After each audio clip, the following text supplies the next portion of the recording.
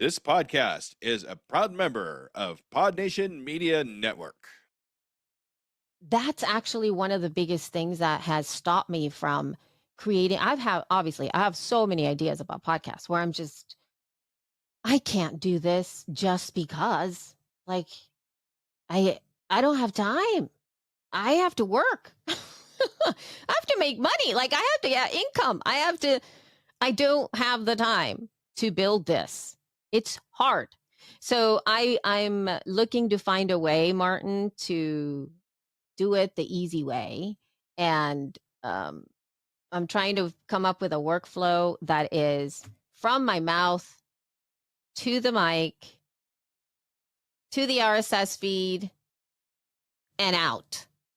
And then it's out. I can just go about my business and not necessarily focus so much on all of the other parts and just centering my voice once again. Because my goal is different though, right? If you do want to be seen, if you do want to build a business off of it, if you want to do all kinds of other things, depending upon how you're using the medium of podcasts, you might choose differently. But I'm banking again on self-expression as the goal.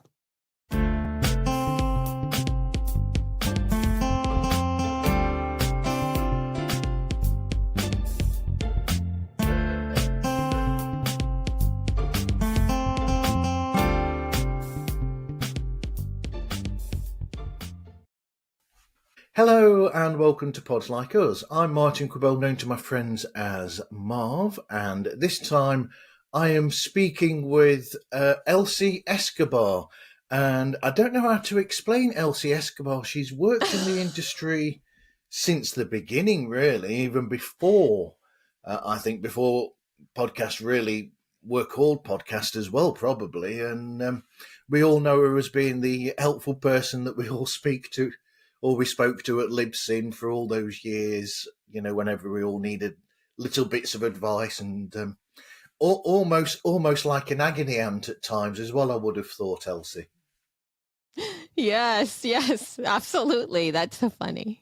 Well, thank you for speaking with me today. I hope you're doing okay. I am. I'm currently healthy. I have a roof over my head. My children are doing well. Our vehicle works. Only the most basic things that are, that let you allow yourself to be calm. So, yes, I'm doing well. Thank you. That's good to know, especially under the circumstances of things that have been happening lately. So, what was your early introduction to the world of podcasts? It really was because I got an iPod, fifth generation, the video iPod. And at that time, I only had an analog music collection, like most of us, right? Well, analog in the sense that it was something I held, like CDs. It's what I used to listen to all the time. And I got this iPod and I had no idea how to use it. And there was also nothing on it. And of course, I was not willing to invest or rebuy my music collection. And so I opened up my computer and it said you had to, connect it to iTunes. And I connected it to iTunes. And then I started bopping around trying to figure out how I wanted to use my thing. And there were these free things that were inside of iTunes, and they were called podcasts. And I thought, okay, fine. And some of them were really long, which was really great. I thought, oh, how fun. I'll have long form things. Oh, these are like radio shows. Oh, I recognize this. This is public radio, but I can take it with me. Oh, interesting, because NPR was there. Like, they were all of the same old school, public radio programs in there. And I grabbed a couple of those. And then I started to discover that there were these other types of podcasts with random people just talking about stuff. And of course, I became incredibly curious about what this podcast thing was.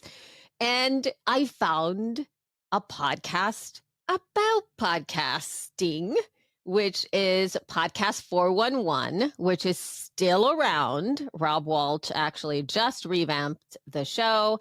As of the time that we're speaking here, he has released like a second episode that he hasn't in a long time. So he's revamped it up. But that was basically sort of like at that time, I believe, and I mean, I can't absolutely 100% verify this, but I believe that was probably one of the very first interview podcasts ever, which is wacky to think about now. So that's what got me into it. And then I started to hear Rob talk to other podcasters about their shows. And of course I got really into it. People were talking about microphones and computers and, you know, things like that. And I thought, I want to do that. And the rest is history. So, how did you then go from being that podcast listener to actually joining the world of podcasting and becoming a part of it, a major part of it to many of us? Yeah, I think that what it was is, first of all, the podcasting community from the get-go, not the industry, because there was no industry. It was just community. It was just people doing this thing, getting together, recording, and chatting with each other. And at that time, of course, there wasn't any kind of video component. So we would all get like whenever we would record or we would get together with podcasters online, it was all through your ears. So you got to connect with people as if you were talking on the phone, but of course you weren't doing that. And podcasters were very much from the beginning, every show that was almost early on in that time was created with the idea around it that was a dialogue. So even though there was maybe a lot of solo shows or a lot of co-hosted shows, there weren't as many interview type shows because remote recording wasn't really a thing. And so again, solo shows and co-hosted shows always set up with like a Google Voice number, or at that time it was like a K7 number or something like that. That's what it was called. And you could leave voice messages to people and email. So there was always a call to action. Leave us a voicemail message or email the show, and they would say it. And the audience at that time, because we didn't have social media, would actively engage with every show they consumed. I did the same thing. And so I became friends with a lot of people in the podcasting space at that time, purely from the engagement piece. I was a super fan. I was a super fan of all things podcast. And when they said email the show, at first I was a little like, I don't know if I should do that or if I should call on the phone. I don't know if I should do that. But when they would play or read the emails on the show, I felt like, okay, it's okay. Other people are doing it. And so when I did that, and I can't remember what show it was, but I do remember the feeling of the first time somebody mentioned my name in a podcast and they said, so, Elsie emailed the show and said, and I squealed and I was so excited. I thought, I'm famous. I'm famous. They know who I am. And I think the enthusiasm around the medium for me is the thing that got me noticed, if you will, because it was very at that time, it was very male heavy. Lots of men behind the microphone, lots of older men behind the mic, older in the sense that when I got into it, I was in my like mid 30s, and they were all tech people, and I was not a tech person at all. Like I had barely just gotten my very first computer. I barely was emailing, you know, that's about the extent of my prowess online. And I was also teaching yoga, which is a totally different thing than most podcasters who were a little more into computers and gear and hardware and software. They were so outside of the realm. And so I stood out. I stood out because I was unusual. It's like, who is this girl? And she has and she's talking about yoga and what? So I called attention just based on that. And my enthusiasm sort of kind of got me noticed. But that touches on one of my favourite aspects I was saying to you the other day, I think, when we were chatting before now. And one of my favourite things about podcast is that you have all this variety in podcasts where you have all these voices, these different types of people, different characters. For instance, as people say about Todd Cochran, for instance, you know, when you speak, people said about him that he wasn't who you would expect to be hosting a show. His voice didn't match like the classic, like mine. It doesn't match the classic radio voice or the media voice naturally, but somehow or another, that individual voice of Todd's and your voice were just what those people who listened to the shows needed. They needed that reality, that real person, that real voice there, and not the sort of, you know, consumerized world or the commercial side of media. It's that difference that makes podcasting what attracts me personally. Yeah, it is. I got into it also because I did come from, I was living in LA at that time, and I was a working actor. And so had been and continue to have my hands in the media industry, particularly the Hollywood movie, TV commercial industry. And so I've always been a creative person. I lead with my creativity. I'm talent, if you will. That is sort of the place where I land.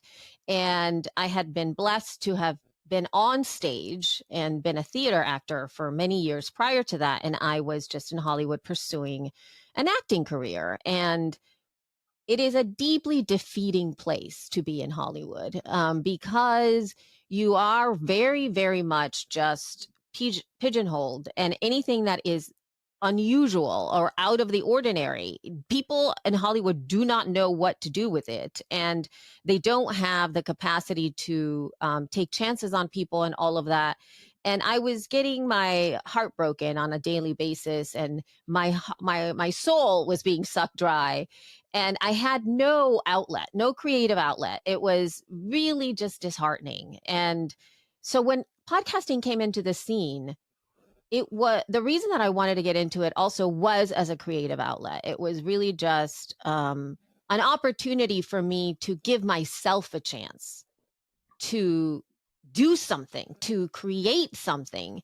And getting behind the mic was incredibly freeing for me because you couldn't see me.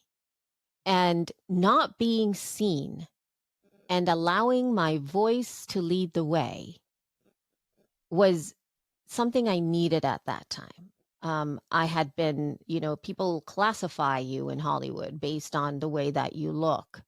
And if you don't fit a norm or you are not enough of whatever, you immediately are discounted, and it's dehumanizing. And so when I was able to express myself in my fullness, in my dichotomies, in my paradoxes, in my quirkiness, in my all the bits of who I am, without having to apologize for who I am and or feel like I wasn't enough, I really thrived. I thrived with just speaking, and it was great. I loved it so much. So to your point, I think it's both great to hear just all and a full array of different types of voices coming into your ears that are like you, as in an everyday humans. Yeah. That is very amazing. It's just so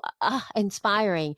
And the mere act of getting a microphone in front of you and you speaking like you would just because you can, in itself, for its own sake, it's probably one of the most transformative experiences that people can have. And it doesn't necessarily, you don't even necessarily have to have like an audience around that. The mere act of getting behind the microphone, it just does a lot to you personally in a good way. It teaches, it's your teacher.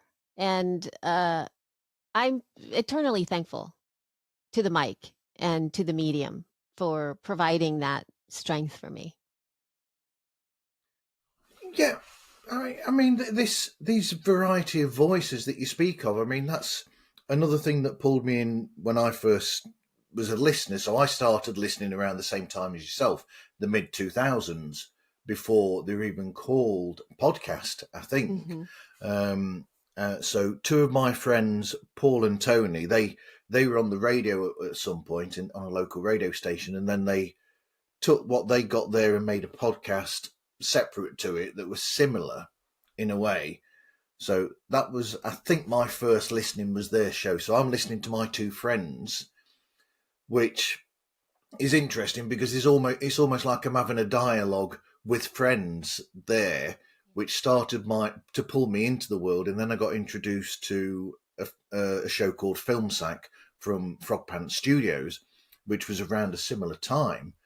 And that's a 4-person thing. It's almost like every single show about films is based on that sort of era and that sort of thing. So you've got 4 people, different characters, chatting about one specific film per episode.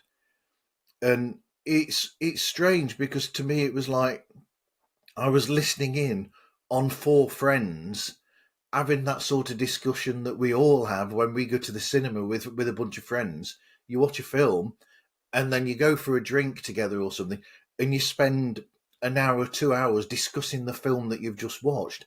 And that's exactly what that was. So that was immediately, enticing to me that you don't get on any other form of media. Yeah, it's that sort of immediate participation. And I remember very much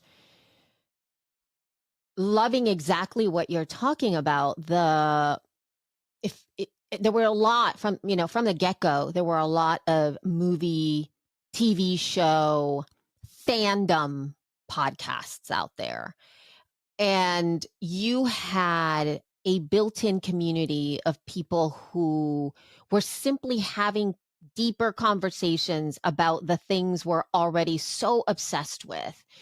Like, I remember some of the first fandoms that I really got into deeper because of the community. Like when when I started the podcasting stuff, the Harry Potter books had just been released, and there were so many podcasts about Harry Potter, and they were basically led by very young people, sometimes teenagers, early 20s.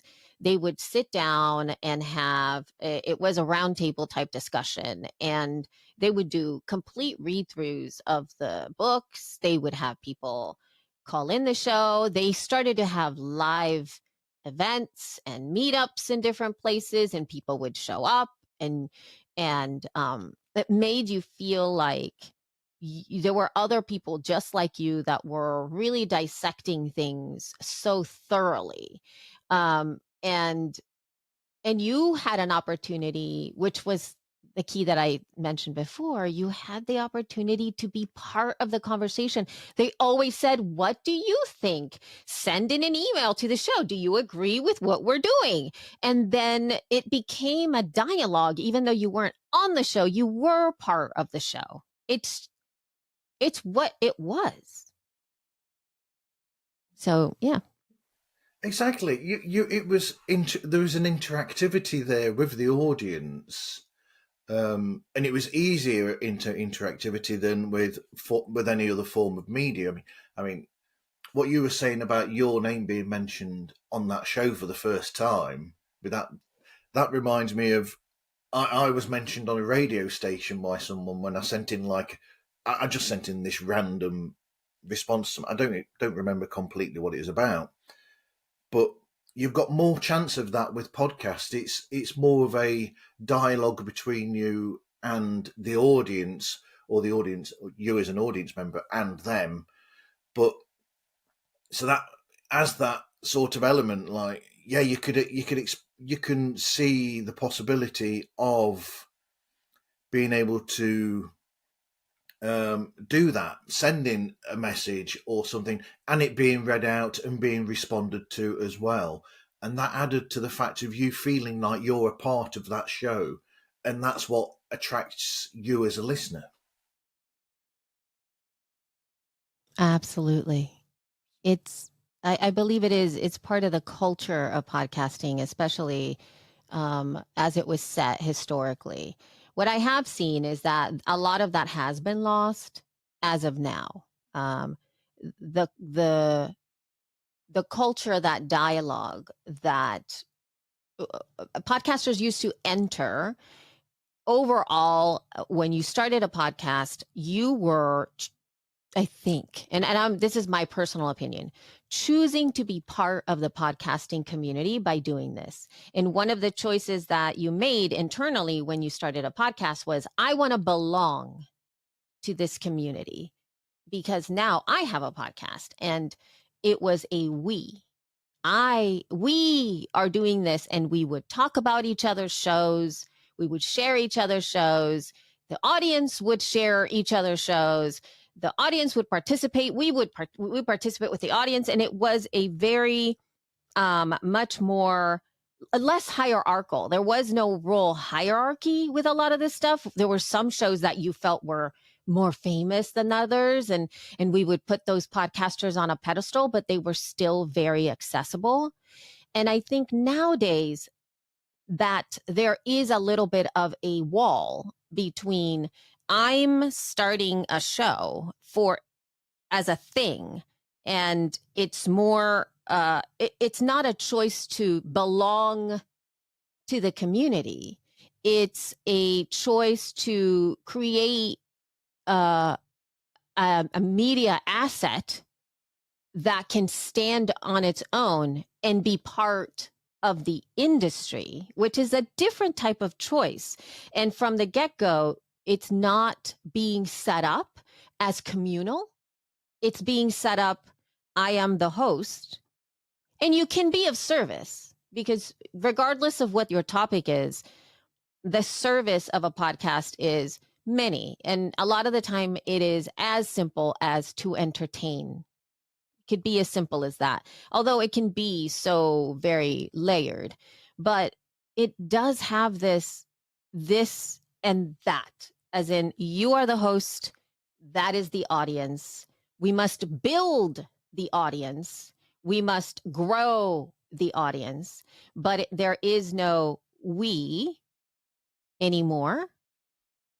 There are some shows that do set up that process, but not as often. Not as before. It used to just, of course, you're going to have an email address. You can email the show. Of course, there's going to be audience feedback in the show. Of course, there's going to be a way for you to send your audio voicemail. Of course. And now that's not really there as much. Well, that touches on something that worries me about the world of podcasting, but we'll get onto that now. The changes in the world of podcasting, and my worry is, we'll hit it head on. This aspect is so we've got this twice actually in some ways, and myself and yourself were speaking about this the other day. As Sam Sethi wonderfully calls it, the spot flicks of it all, and the whole video aspect and what level it's gone to now. I mean, we're saying that, and we're recording this video for like the YouTube aspect of it, but to me personally, there's a slight danger in that, where if we did carry on down that route and changes happen to podcasts because of that, it worries me that it loses that thing that made it that something different to all other forms of media. You might find that if you go that route, you're having to follow certain rules or certain things to do with that aspect. So it becomes another form of television and another form of that corporate media, which takes away the, dare I say, almost punk aspect to the world of podcasting. To me personally, I see that. Yeah, and then there is, because now there is a higher entity to some degree that people are buying into, as I mentioned before, where now podcasting is being spoken about as a part of a larger industry, right? An industry is different than community. There could be some things that cross over, but at the heart of it, that's not there is no crossover. Industry is more around development, evolution, infrastructure development. I already said that.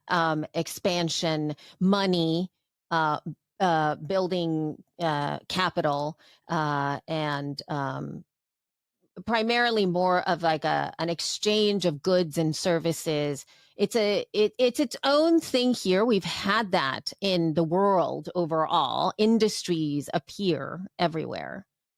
Communities are a different animal.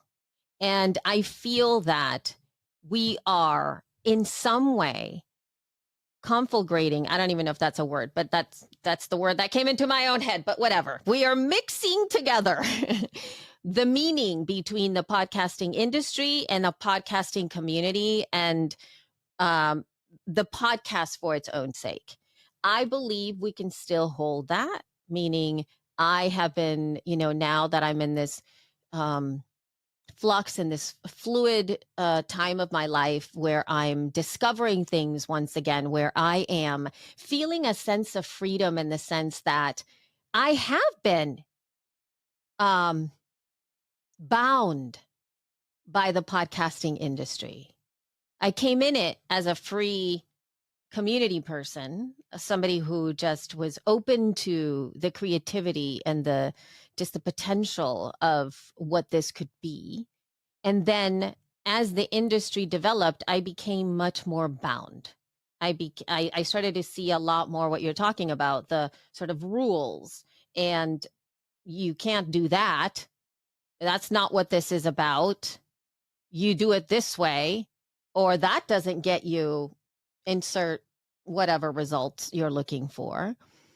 And so I started to feel less free. And now, with me being in the state, I'm still finding the freedom of getting behind the microphone and creating an audio podcast or video content or posting on Instagram the way that I want to reach my people, as incredibly freeing. To be able to create what I want and how I want to create it my way. And I think because we are a lot of the more innovative minds, and a lot of people who think outside of the box, the ones that are pioneering things, the ones that are, cutting down the weeds so that you can walk all the way through the forest or whatever. Those are people who are just willing to try things in a new way, to test things out, and let's go this way. And it feels to me that's still there. But the people that started it within podcasting, some of us have been bound for so long. Now it feels a little bit more freeing. And with the labels of what that is, Martin, is the thing that I'm pushing back against. I don't feel we need to have a conversation around trying to get very clear about what a podcast is. What actually is a podcast? That's not a podcast. That's like, I think we need to bank on the freedom and the innovation and the feeling of breaking things and having them be whatever they are for you to feel that you can express yourself, because that's the energy that came from at the beginning from podcasting. And if we continue to bring that constrictive energy of that's not a podcast, you shouldn't talk about podcasting this way, you should not do that, that's a podcast, it goes, and it's anti the freedom that we've always had within the medium. And for you to follow your instincts and to create work that is disruptive and fun and different and connective and building a community of punk rock people, right? And it doesn't matter, because if everybody was punk rock and everybody was looking punk rock and everybody had, I don't know, was wearing makeup and the hair sticking up, however you want to deliver or be punk rock, I guarantee the punk rockers would be like, you know what? I don't want to be punk rock anymore because everybody's punk rock. So that's how I feel. I don't know if I want to do that. I want to do this because I can. And that freedom, that feeling is where innovation comes from. It's, I hate to sort of like do this in a sense, but it's like all forms of media in a way, or all forms of entertainment and these sorts of things, where you have to throw a spanner in the works for it to stop from becoming stagnant in a way, or becoming stuck in that same old. It's like when you watch a television show, you'll put the television on at 10 o'clock at night or something, or 9 o'clock at night, and you'll have one chat show on this channel, one chat show on that channel, and there's the danger that every single channel, it doesn't matter which chat show that you watch, they're all variations of the same show. And so you have to have a bit of a, like I said, a spanner thrown in there. You pick somebody to host it who isn't somebody that follows rules, for instance, and that takes you down a different path and leads you to the next level therein and brings you something that's new. And you have to keep having those sorts of things. And I think the corporate mentality, there's the danger there of them doing what I was saying, where you have all these shows that are basically cut and paste, and there's the danger of that happening if it goes the corporate route and losing that bit of something different. That, like I was saying to you the other day, I've spoken to lots of people who do Star Trek shows, for instance, but what's different about them is what they do in the show, who they are as the people, and the way that they approach the subject makes them completely different to another Star Trek podcast. And that's the good thing about it at the moment with podcasting, to me, has been from day one, has been those little differences that is what attracts you to one show about a subject, but maybe not another show about a subject, because it's how you react to them. Absolutely agreed. There were many different times when there are trends, like going back to TV stuff, because that's like one of my favorite forms of podcasts are the ones that cover TV shows that I'm obsessed with. So I've listened to many podcasts that go along with TV shows. And you're absolutely right. I remember when I was really into Game of Thrones, I came into Game of Thrones very late in the game, like very late, not when it was fancy. I think it was like 4 years after it was released. And of course, being the crazy person that I am, I decided to not watch the shows until I read all the books first. That's what I decided to do, right? So I started reading the books. I was obsessed with the books. And I found podcasts. It was very hard. First of all, it was very hard for me to find a podcast that was about the books only. There's a lot of people that covered all of Game of Thrones, and there were many, many, many, many, many, many people that covered the TV show, but there weren't very many that covered just the book.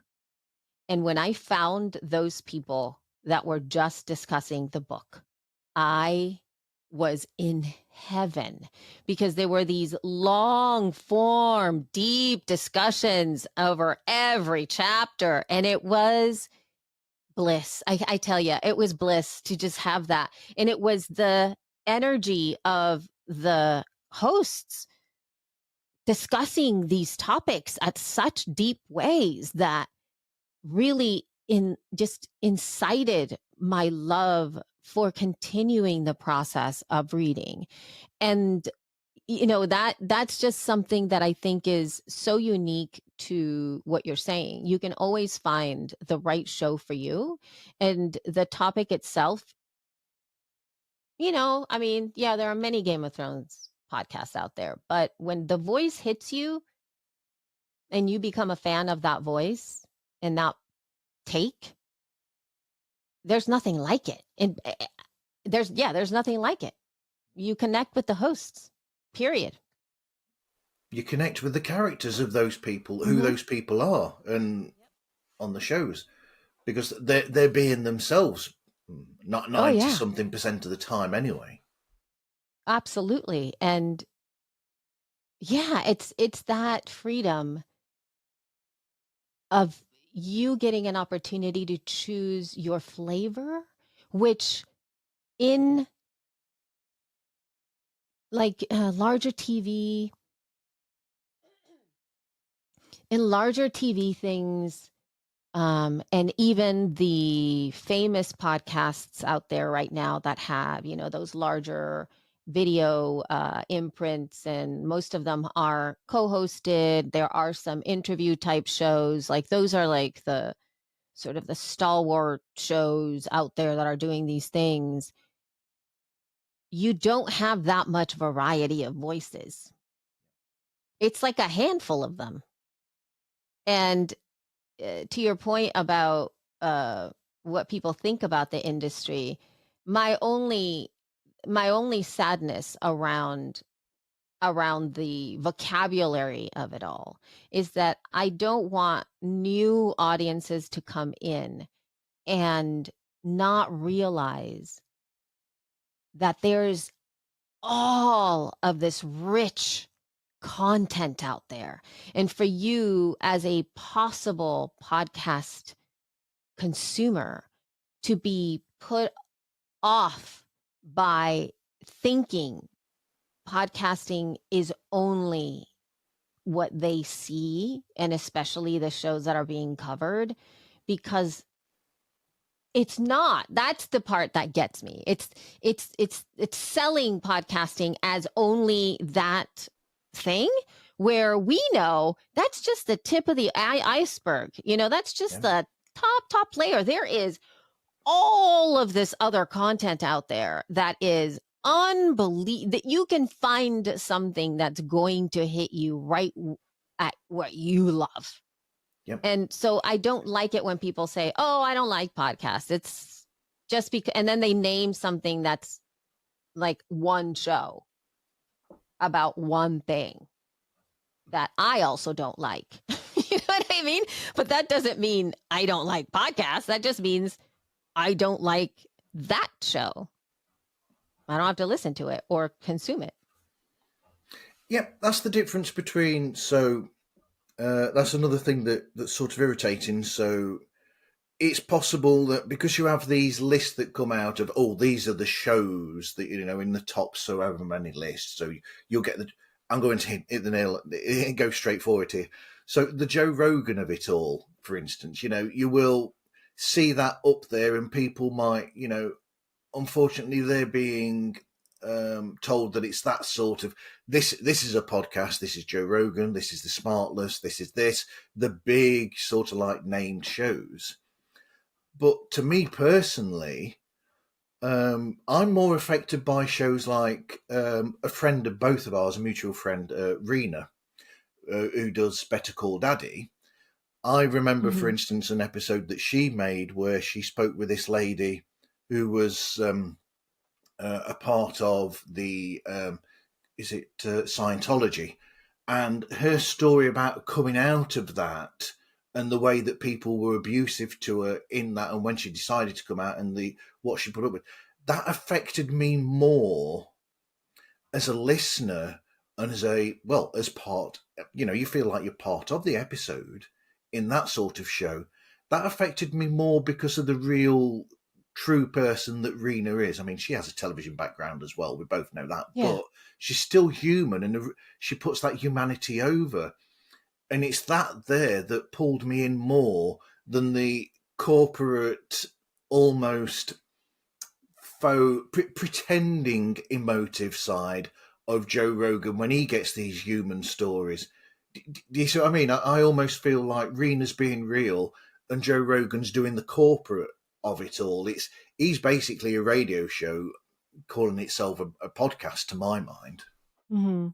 Yeah, I think that there's room for all of that, right? But Yeah. I think that where we get frustrated, or at least where I get frustrated, is in that visibility where it just builds on itself. And one of the things that I chose to start to do in my last podcast is that I started to no longer name Rogan. Like, it was a conscious choice in my own head. I didn't speak it out loud, meaning I didn't like make some kind of declaration. I did not do that. I chose as a human to no longer speak his name, not in the sense that he doesn't need to be talked about. That's not it. It's because he gets enough visibility in our ears. So if I had a choice, and at first it's actually quite challenging. If you are putting out an example, if you are in conversation with somebody else, if you are reporting on things, on lists and stuff, because it's the same people at the top, I mindfully, very gently tried to not mention verbally the name. I could make the story center a different part of the story. I could make a headline be different. I could highlight the message versus the name. Why? Because we all need that. We all need somebody else's name to be coming out of our mouths. Why? Because we are the biggest proponents of the people we want to highlight. You speaking Rena's name is powerful. You mentioning her podcast will be remembered. That is something that I think each of us can have to empower ourselves outside of, once again, that guy was, and I will sometimes say that, the one that ever all the time is quoted, or the one that's always at the top of the list. And I don't actually say it.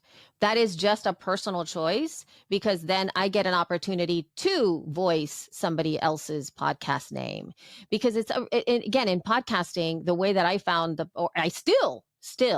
way that I find podcasts that I listen to is because the podcaster usually told me to listen to the podcast, or they off the cuff mentioned somebody else's podcast, just said like, oh my God, I've been obsessed with this podcast. It's blah, blah, blah, blah. And then keep moving forward. And then I go, what did they say? Even if they didn't tell me to listen, what's the podcast that she's obsessed with right now?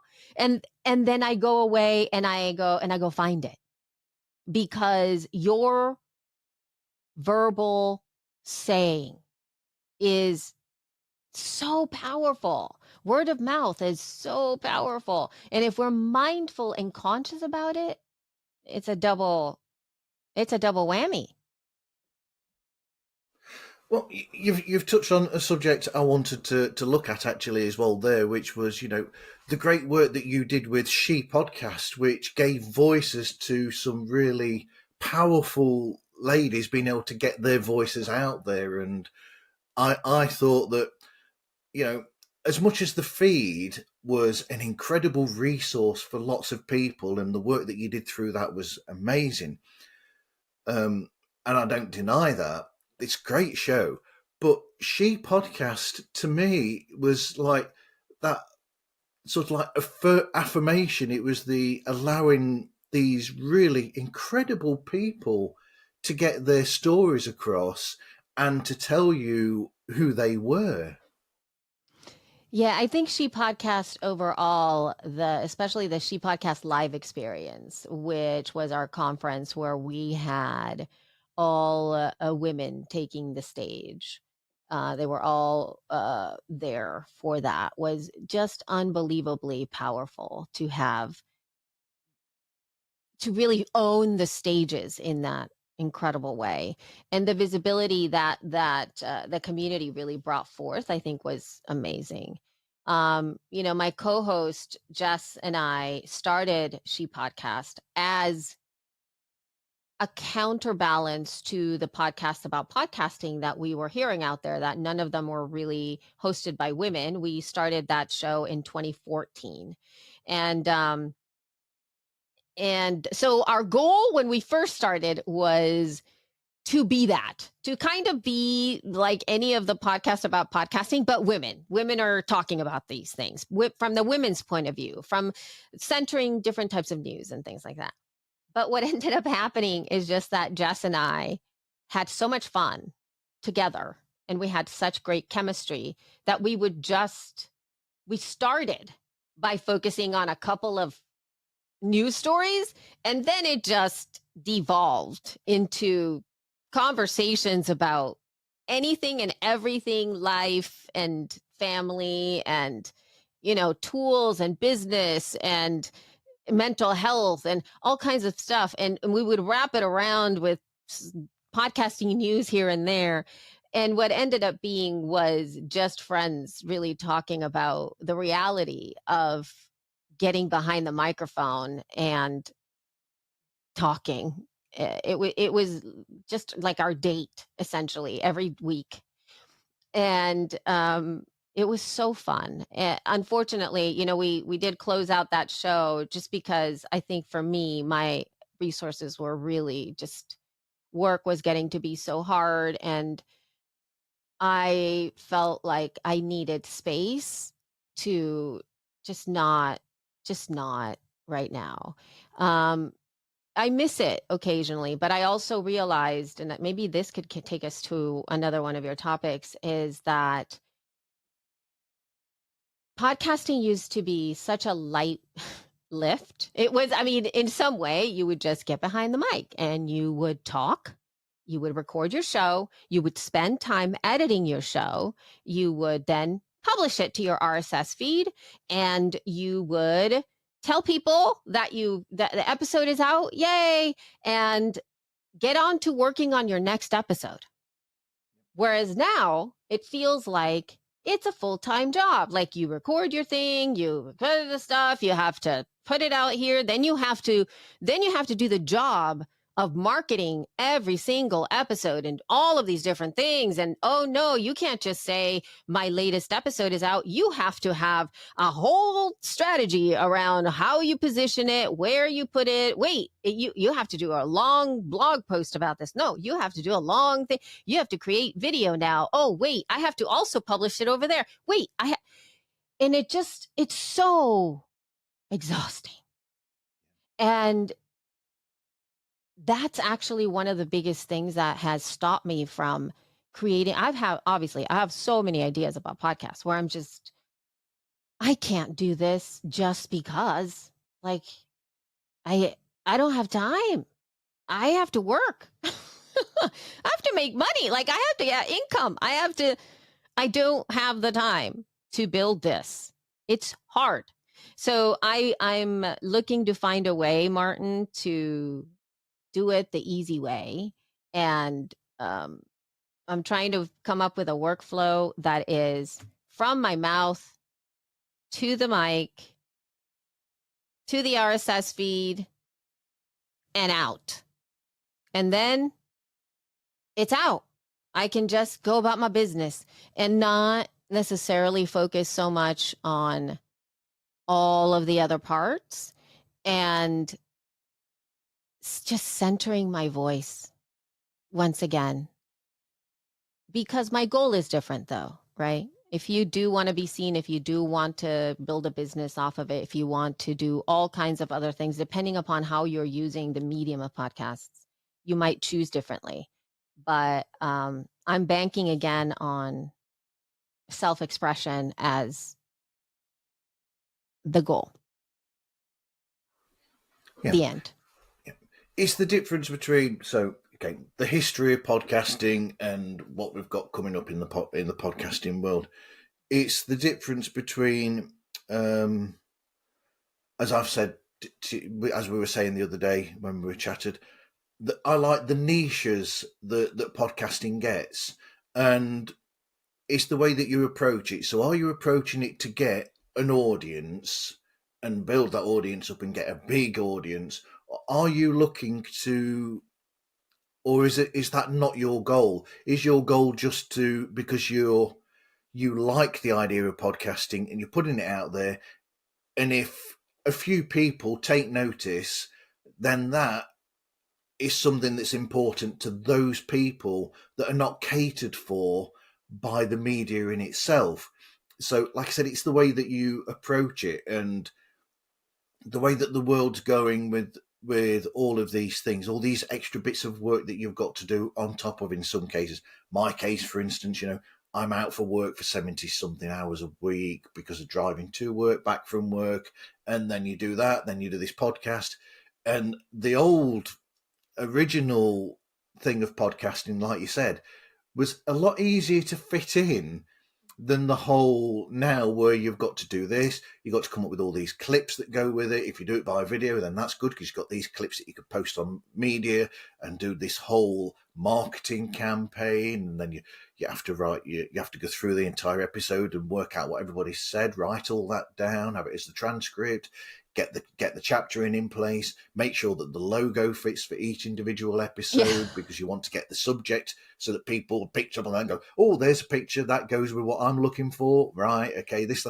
So it's a completely different world now to when podcasting first came about.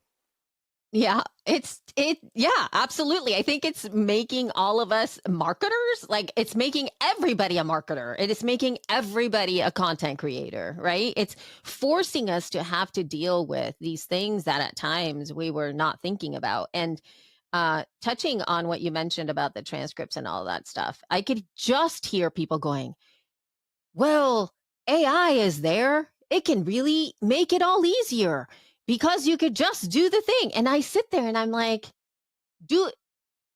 no, actually, no. You can get a transcription. I think that's a really great thing for 100%. AI is phenomenal at being able to get an initial transcript. So helpful for so many different ways. Before, getting that was so hard and so expensive. Now, so much easier in so many different ways. So thank you for that.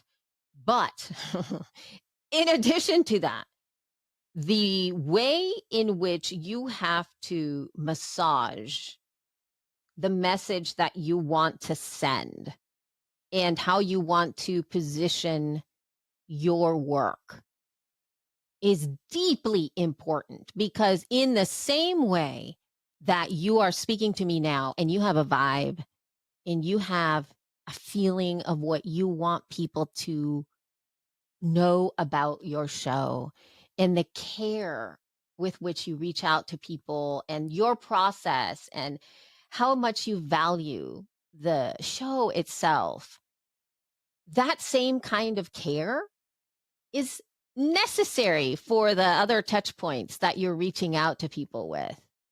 It's not just copy paste. It's not just the bullet list. It's not that, and sometimes the utility of it is important, like the chapter marks, but you can also be mindful about how you chapter mark it. Just because AI chapters all of these things and every single time you change whatever, it's marking it.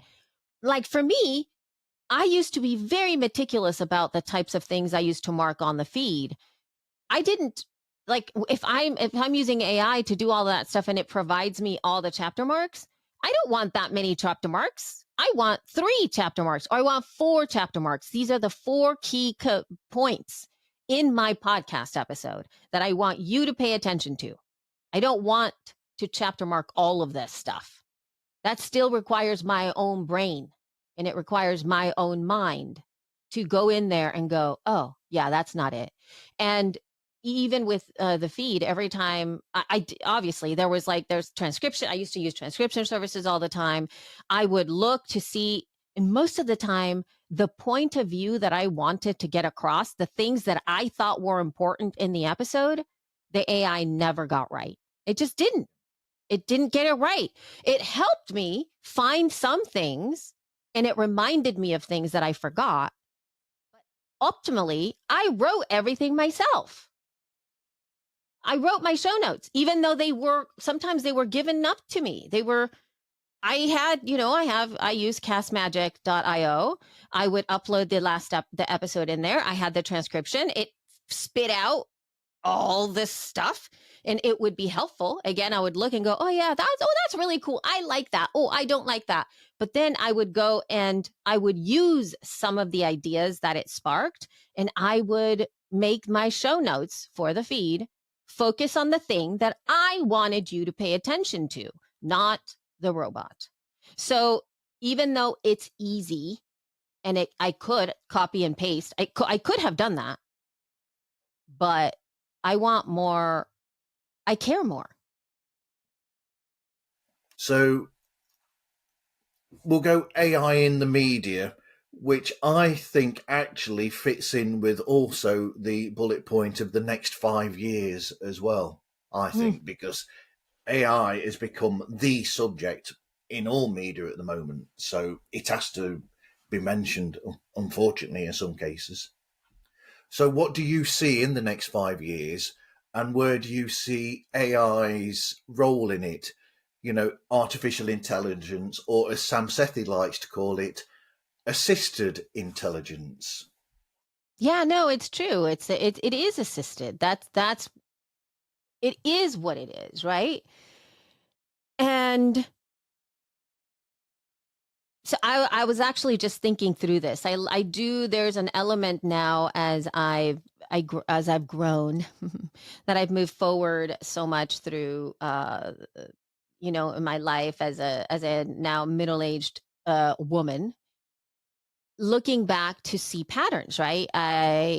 As in every X amount of years, it feels like there was a transformation, that there was an evolution of me as a human. And when you're asking right now about the 5 years moving forward, what I can say is that 5 years needs to be shortened even more into more like 1 year chunks, which is crazy because of the evolution of AI. Because even if we go looking all the way back to the beginning of 2025, the giant choices that have been made up to now that we're recording in November 2025, there has been already vast, massive media landscape, industry shaking, big choices that have been made that has sort of pulled the rug over systems that were built unsteadily. They weren't quite figured out yet. So it is forcing people to make bolder, faster choices within the industry. So I feel that evolution and transformation are happening much sooner. So within 5 years, it is going to be it's not going to be at all what we're experiencing right now. It's going to be a completely different thing. I don't know what it is yet. I don't know. I can't even know that, because before I had a sense of that. Now I don't. But I can tell you that it's going to be totally different. That said, though, for me personally, what I'm banking on right now is the slow.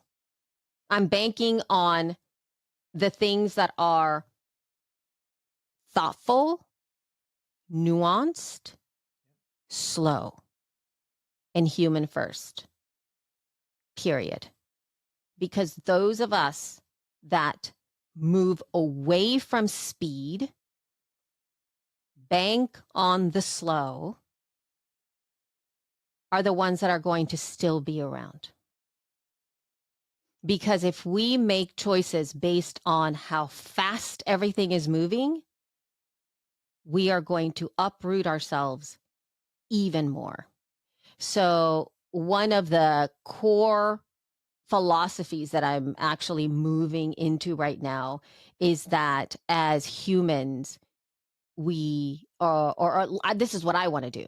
I want to explore building expansive, sustainable, and aligned existence for myself, my family, and the work that I do. I'm not looking for a quick shift here and there. And I want to do it by exploring voice, technology, and transitions through modular living, as in, like, sometimes you're going to need to change your position in some way, shape, or form. You're going to have to use different tools for different reasons, mindful and through a human first lens. Because ultimately, within 5 years, the skills of humans are going to be vastly necessary, because the machines are going to make things a lot easier for a lot of people, and people are going, if a machine is gone, they're going to forget how to do the thing. Anything like handwriting I loved getting a picture of your written notes and giving me that bullet point. That kind of stuff, my friend, is the stuff that we need to bank on, because I can tell you that folks are not going to understand what handwriting even is. How do you even do that? Being able to repair cables, repair machinery, being able to mow your lawn, being able to dig a ditch, being able to, like, all of the things that you manually have to do to understand the world, cooking, spicing things, being in your body. Like, there's just so many different things that I feel we need to actually endeavor to learn how to do, because things are moving too fast. It's like you have to ground down instead of let the current take you. So that's my that's my future approach, Martin. Stay tuned. And while we're in this sort of mindset, and we're in this, admitting what we think for the next few years, I'll just very quickly bring in something that we were both speaking about separate, in our other conversation the other day, which I thought was incredible what you were saying. Looking at the Spotflix situation, the Netflix Spotify deal sort of thing. And I agreed with what you were saying, where we're not sure whether there's actually going to be that much of a potential future with that, in a way, because it's almost like you were saying, it's just them trying to get content, but not understanding what a podcast is, really, I think, Netflix. And I agree with you, where I think that as well. I think it's just content. They don't know what it is, because, like I said to you, if they were really interested in podcasting, they would have had a podcast section of Netflix in place for when something like Stranger Things would have happened, and they would have had an official Netflix podcast about Stranger Things. So they don't know what it is, I don't think. Yeah, I think that part of that is an old school media model starting to show itself within the new infrastructure. So it is it's more of a deal with a network. That's really what it is. It's a deal with a very specific network that happens to have been built as a podcast. But the media empire within the media network that has this deal already had established itself as very multimedia savvy. I actually did a lot of research on his network prior to this acquisition, like a year and a half before. So I went down the rabbit hole of seeing how they were growing, what type of content they were putting out, and all kinds of things. And I realized that the way that they were incorporating YouTube already to their distribution, the way that they distributed content was, first of all, there was that sense of it was really highly produced visually already. It literally looked like it was like a proper TV show. That's number one. So they were doing that. They were doing long form content, but they were also creating all kinds of playlists within YouTube where it was, they were talking about football. This is when they were talking about analysis. This is when they were talking about blah, blah, blah, this and that and the other, right? And the media savviness of the folks that were the hosts, you could tell they were top notch TV and the analysts. They knew what they were talking about, that. And then the podcast part, they would add all of that separate content into one RSS feed. So they were putting their entire network into one RSS feed with different shows in the RSS feed. That's what they were using the podcast as a delivery mechanism for the entire network. And so the numbers of all of that collective approach were really big because they were consuming multiple shows on one RSS feed. And on their YouTube channel, it was a variety of things that were being put up there anyway. So the numbers were really huge. And when you have that they've made a media acquisition, a distribution deal that they got, and they put it on Netflix. That's not podcasting. That's a distribution deal with this network, period. They're banking on that, not podcasting. So when I hear conversations of Netflix and podcasting, I think that it's a misnomer. It's not Netflix and podcasting. It's Netflix and this distribution deal with this specific network. In the same way that there's distribution deals with, let's say, Peacock and Max and Apple TV Plus, where they get to distribute certain movies. I don't know if you've seen this, like you go into one thing and then the movie is going to expire. And now that movie is no longer on Netflix. Now it's on Max. Because now they have the distribution deal for that movie. And usually they're buying networks.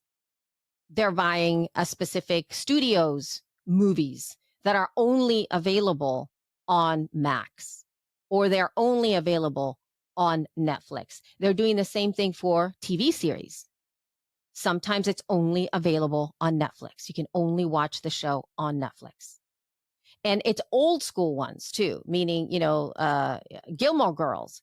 Gilmore Girls, I can't remember if it's just on Netflix or if it's everywhere else, but usually you'll get these old time, high fan base TV shows and series that people have built audiences around, and they get the deal. Netflix gets the deal. Hulu gets the deal. So they're doing that right now with this network that now they have on Netflix. And what I said on the feed was the fact that what's going to happen with some of this stuff is that those distribution deals are going to become important, meaning that they are going to choose, I'll go to Netflix now. Their deal is going to be up at X amount of time. They can then send another deal, an exclusive deal to Max. Now they're moved to Max, or they can counteract or negotiate a stronger deal with Netflix to remain exclusive on Netflix. So I don't think this is a podcasting thing. This is a network industry media move of distribution and licensing versus podcasts. They're not going to do that. They're not interested in that at all. Absolutely. So after all of this great discussion that we've had, what do you think makes a good podcast for you personally? It provides the solution that I'm looking for at the time. Has nothing to do with quality, topic, format. Yeah. I have the ones that I use in the same way that I eat different types of food for different types of reasons. I love ice cream. I love soup.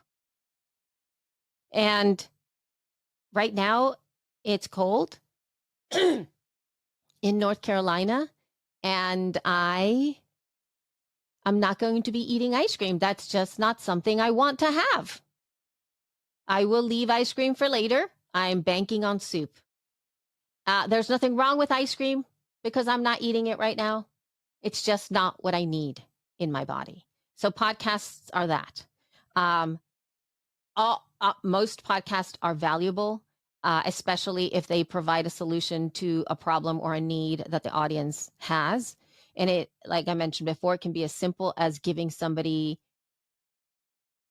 entertain. You could just feel and be entertained by it.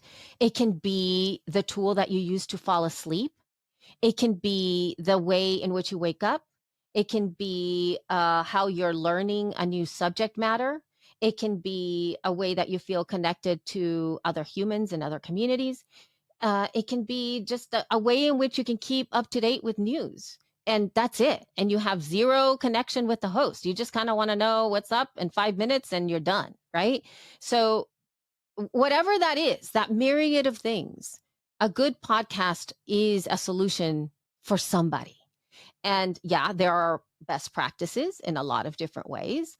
But like you mentioned prior, a lot of podcasts, there is maybe a template of good stuff, like perhaps be heard, like be able to be understood when you're behind the microphone with the right levels, or levels that are overpowered by being out walking. You have to be mindful about stuff like that.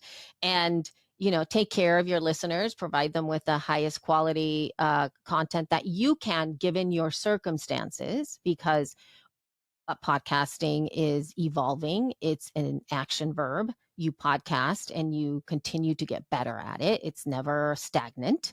And so you strive to deliver a better product for yourself, just to care. But outside of that, I think if you care about your listeners and you are truly in there for providing a value to them in some way, shape, or form, and you're clear about that, I think that's what I want. Okay, then carrying on the soup analogy, then. Yes. What is the soup that you are being nourished by podcast wise at the moment that you like listening to?